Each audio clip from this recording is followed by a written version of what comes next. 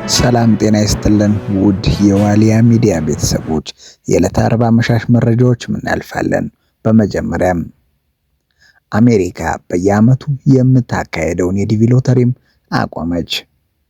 ፕሬዝዳንት ዶናልድ ትራምፕ ባለፈው ሳምንት በብራውን ዩኒቨርሲቲ በተፈጸመ የጅምላ ጥቃት 2 ሰዎች መገደላቸውን ተከትሎ የአሜሪካን ግሪን ካርድ ሎተሪ ወይም ዲቪም አገዱ። ጥቃቱን ፈጽሟል ተብሎ የተጠረጠረውና ሐሙስ ዕለት ሞቶ የተገኘው ፖርቹጋላዊ በአውሮፓውያኑ 2017 ዲቪ ሎተሪ አሸንፎ ወደ አገሪቱ የገባ ሲሆንም ግሪን ካርድም ተሰጥቶታል። የአገር ውስጥ ደህንነት ሚኒስትር የሆኑትም ክሪስቲን ኖመም በዚህ አስከፊ ፕሮግራም አሜሪካውያን ከእንግዲህ እንዳይጎዱ ለማረጋገጥ በሚል ትራምፕ በሰጡት መመሪያ መሰረት የቪዛ መርሃ ግብሩን ለጊዜው እንዲቋረጥ መደረጉንም ተናግረዋል።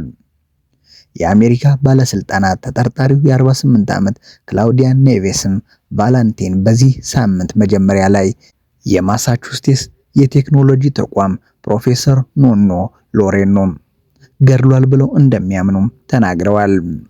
የዲቪ ሎተሪ ፕሮግራሙ በአሜሪካ በስደተኝነት በቂ ድርሻ ላላገኙ አገራት ዜጎች በየዓመቱ 50,000 ቪዛዎችንም ይሰጣል። ይህ ደግሞ የአሜሪካ ዜግነት ለማግኘትም በር ከፋች ነበረ። ኖም በማህበራዊ ሚዲያ ላይ ትራምፕ ቀደም ሲል በኒውዮርክ ከተማ 8 ሰዎች በጭነት መኪና ተገጭተው ከተገደሉ በኋላ ፕሮግራሙን ለማስቆም ታግለዋል ብለዋል። ኖም እንዳሉትም የኡዝቤኪስታን ተወላጅ የሆነው ሳይፉሎ ሳይፓቩ የኢስላሚክ ስቴት ድጋፍ የሆነ እና ለተፈጸሙ ጥቃቶች በርካታ የዕድሜ ልክ እስራትም የተፈረደበት ግለሰብ በዲቪ ፕሮግራም መሰረት ወደ አሜሪካም ገብቷልም ይላሉ። ኃላፊዋ የፕሮግራሙ መቋረጥ ይፋ ያደረጉትም የብራውን ዩኒቨርሲቲ ጥቃት ፈጻሚ ነው የተባለው ኔቬስ ቫላንቴ ኒው ሃምፕሻየር በሚገኘው መጋዘን ውስጥ ሞቶ ከተገኘ ከጥቂት ሰዓታት በኋላ ነው። ፖሊስ ግለሰቡ ሕይወቱ ያለፈው ራሱ ላይ በመተኮስ ባደረሰበት ጉዳት ሊሆን እንደሚችልም አስታውቋል። የፖሊስ ከህዝብ የተላኩ የቪዲዮ ማስረጃዎችና ጥቆማዎችን በመጠቀምም መረጃዎችን ወደ መኪና ማከራያ ከላከ በኋላ የተጠርጣሪውን ስም ማግኘት መቻሉንም ይፋ አድርጓል። ለ6 ቀን ያህል ግለሰቡ ሲፈለግ የነበረው ፖሊስም በስተመጨረሻ ተፈላጊው ግለሰብ በዚህ ስፍራ እንደሚገኝ ማረጋገጥም ችሏል። አንድ ሻንጣና 2 የጦር መሳሪያዎች ከተጠርጣሪው አስክሬን ጎንም ተገኝቷል።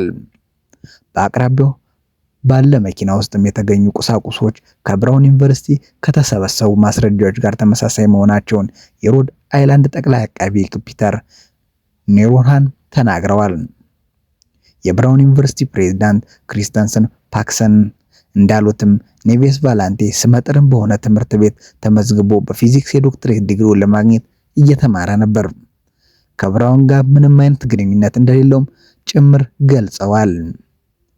ባለስልጣናት እንዳሉትም ኔቬስ ቫላንቴ ሰኞ ዕለት የ47 ዓመቱን የማሳቹሴትስ ኢንስቲትዩት ወይም MIT ፕሮፌሰር ኖኖ ኤፍ ጎሜስን ከፕሮቪደንስ 80 ኪሎ ሜትር ርቀት ላይ በሚገኝም ብሩክሊን በሚገኘው ቤታቸው ተኩሶም ገድሏልም ብለው ያምናሉ።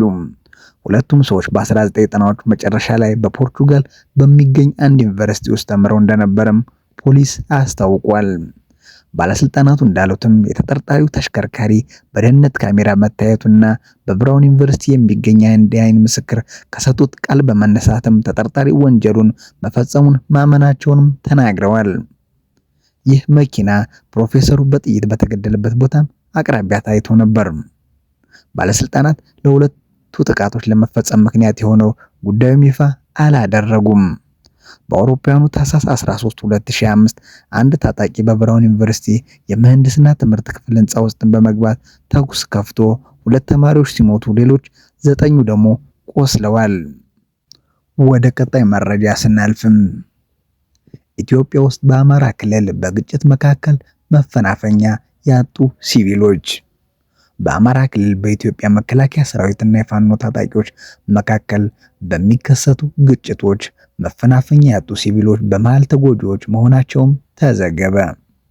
ከጥቂት ወራት በፊት በአማራ ክልል ገጠራማ ስፍራ በነበረው ውጊያ ቆስለው የታከሙት አቶ በለጠ መልክ የተባሉ አርሶ አደርን ያነጋገረው የፈረንሳይ ዜና ወኪል ኤኤፍፒ አርሶ አደሩም በማን እንደተመቱ እንደማያውቁም ዘግቧል።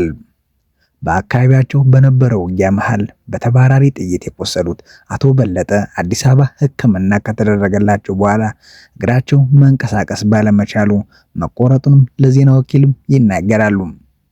በሰቆቃ ተውጫ ነባው እና እግሬን ተቆረጥኩ ማለታቸውን የጠቀሰው የዜና ወኪሉ በውጊያ መካከል የመውጫ ያጡ ሲቪሊያኖች ስለሚደርስባቸው እንግልት የተጎጂዎችን ሌሎችን ሲቪሎች ያሉበትን አስቸጋሪ ሁኔታም በማሳያነት አቅርቧል። የአማራ ክልል በፌዴራል ጦርና የዜና ወኪሉ የአማራ የራስ መከላከል ሚሊሻዎች ሲል በገለጣቸው በፋኖ ታጣቂዎች መካከል ላለፉት 3 ዓመታት ዳግም ግጭትን እያስተናገደ መሆኑን ዘገባው ያመለክታል። አሁንም ያለው ግጭትም መነሻው እንደ ጎርጎሮሳውያን አቆጣጠር ከ2020 እስከ 2022 በነበረው እና እንደ አፍሪካ ህብረት መግለጫም 600 ሺህ ሰዎች የተገደሉበት የትግራይ ግጭት ጋርም እንደሚያዝ ነው የፈረንሳይ ዜና አውታርም የጠቀሰው። ፋኖ አማራ ክልል ውስጥ እንዳሉ በርካቶች ሲልም እንደጠቀሳቸው ሁሉ ከተጎራባች የትግራይ ኃይላት ጋር የተዋጋው መንግስትን ከደገፈ በኋላ በጥቅምት ወር 2015 ዓ.ም በተደረሰው የሰላም ስምምነት እንደተከዳ ነው የሚሰማው። በጎርጎሮሳውያኑ 2023 ሚያዝያ ወር ላይ የፌዴራል መንግስት ፋኖን የአማራ ክልል ኃይሎችን ትጥቅ ለማስፈታት መሞከሩንም ግጭቱንም እንዳቀጣጠለው ገልጿል። መንግስት በክልሉ የደነገገው የአስቸኳይ ጊዜ አዋጅም ጦርነቱን ማስቆም እንደተሳነውም አመልክቷል። የውጭ ሀገራት ኤምባሲዎች በውጊያውና በእገታው ስጋት የተነሳ ዜጎች እንዳይጓዙ ከመከሩባቸው ቦታዎች ስለ ግጭት በቂ ይፋዊ መረጃ አለመኖሩንም የዜና ወኪሉ ጠቅሷል። ምንም እንኳን የሟቾቹ ቁጥር በይፋ ባይገለጽም እንደ ዜና አውታሩ ገለጻ ከፍተኛ ነው። በአማራ ክልል ከሟቾችና ከቁስለኞች ባሻገር ዓለም አቀፉ የህፃናት መርጃ ድርጅት ዩኒሴፍ እንደገመተውም ከሆነ 4.5 ሚሊዮን ህፃናት ከትምህርት ገበታ ተለይተዋል። ድንበር የለሽ የሐኪሞች ቡድን ደግሞ 600 ሺህ ሰዎች መፈናቀላቸውን መዘገቡንም የዜና ወኪሉ ጠቅሷል።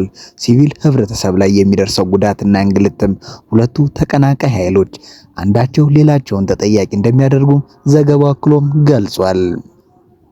ወደ ቀጣይ መረጃ ስናልፍም ጠቅላይ ሚኒስትር ዶክተር አብይ አህመድ የሶማሊያ ፕሬዝዳንት ሐሰን ሼክ መሐመድን ተቀብለው ማነጋገሩ። የሶማሊያ ፌዴራል ሪፐብሊክ ፕሬዝዳንት ሐሰን ሼክ መሐመድ ለአንድ ቀን የሥራ ጉብኝት ተቀብለው ማነጋገራቸውን ጠቅላይ ሚኒስትር አብይ አህመድ አስታውቀዋል። ጠቅላይ ሚኒስትሩ በይፋዊ የፌስቡክ ገጻቸው ላይ ባሰፈሩት ጽሑፍም ባለፈው 1 ዓመት እየሰራንባቸው የቆየነውን የሁለትዮሽ ግንኙነት ውይይቶችን በመቀጠል ፍሬያማ ውይይትን አደርገናልን ብለዋል። በተጨማሪም ውይይቱ የውል ቅድሚያ ጉዳዮችንም ለመከወን ብሎም ለጠንካራ ግንኙነቶች ቀጠናዊ መረጋጋትና ልማትን ያለንን ቁርጠኝነት በድጋሚ ያጸና ነበርም ብለዋል። ጠቅላይ ሚኒስትር አብይ ይህን የገለጹት የሶማሊያ ውጭ ጉዳይ እና የዓለም አቀፍ ትብብር ሚኒስትር አብዲል ሰላም አብዲ አሊን በሶማሊያ በኢትዮጵያ አምባሳደር ሱሌይማን ደደፎን ጋር በሞቃዲሾ ተገናኝተው መወያየታቸውን ተከትሎ ነው። ውይይቱ ያተኮረው በሁለቱ ሀገራት መካከል ያለውን ግንኙነትና ቀጠናዊ ትብብር ይበልጥ በማጠናከር ላይ መሆኑንም ተገልጿል። በከፍተኛ ደረጃ በተካሄደው በዚህ ስብሰባ ላይ የሁለቱ ሀገራት ባለስልጣናት እንደ ንግድ፣ ኢንቨስትመንትና ኢኮኖሚ ልማት ባሉ ዘርፎች ያላቸውን ስትራቴጂያዊ ትብብር ማሳደግ በሚችሉባቸው መንገዶች ላይም ተወያይተዋል። በተጨማሪም በአፍሪካ ቀንድ ሰላምና ደህንነት ለማስጠበቅ የሚደረገውን የጋራ ጥረት ማጠናከር በሚቻልባቸው ጉዳዮች ላይም ትኩረት ማድረጋቸውም ተጠቁሟል። እንደ ሽብርተኝነት፣ ድንበር ተሻጋሪ ወንጀሎችና ፖለቲካዊ አለመረጋጋት ላሉ ቀጠናዊ ተግዳሮቶችም የተቀናጀ ምላሽ መስጠት አስፈላጊ መሆኑንም አጽንኦት ሰጠውበታልም ተብሏል። ወደ ቀጣይ መረጃ ስናልፍም በአቶ አደም ፋራ የተመራ ከፍተኛ የልዑክ ቡድን ከጅቡቲ ፕሬዝዳንት ጋርም ተወያዩ። በምክትል ጠቅላይ ሚኒስትር ማዕረግ የዲሞክራሲ ስርዓት ግንባታ ማስተባበሪያ ማዕከል ኃላፊና የብልጽግና ፓርቲ ምክትል ፕሬዝዳንት አቶ አደም ፋራ የተመራው ከፍተኛ የልዑክ ቡድንም ከጅቡቲ ፕሬዝዳንት ኢስማኤል ኡመር ጌሌ ጋርም ውይይት አድርጓል። የልዑካኑ ቡድን ከፕሬዝዳንቱ ጋር በነበረው ቆይታ በቀጠናው ተምሳሌታዊ የሆነውን የሁለቱን ሀገራት ትስስር ይበልጥ በማጠናከር ተጠቃሚነታቸውን ማሳደግ የሚያስችሉ ጉዳዮች ላይ መክሯል። በተጨማሪም ሁለቱ ሀገራት በጋራ የሚያስተዳድሯቸውን ፕሮጀክቶችም አፈጻጸም ገምግመዋል። የልዑኩ ቡድን በተጨማሪም የዶርሌ ሁለገብ ወደብንም የጎበኙ ሲሆንም ወደቡ ለኢትዮጵያ ወጪና ገቢ ምርቶች እየሰጠ ያለውን አገልግሎት እንዲሁም ከወደብ ባቡር ከባድ ጭነት ወደ ሀገርም ቤትም የማጓጓዝ እንቅስቃሴ ያለበትን ሁኔታ ተመልክተዋል። ስላዳመጣችሁ እናመሰግናለን። ቸር ቆዩልን።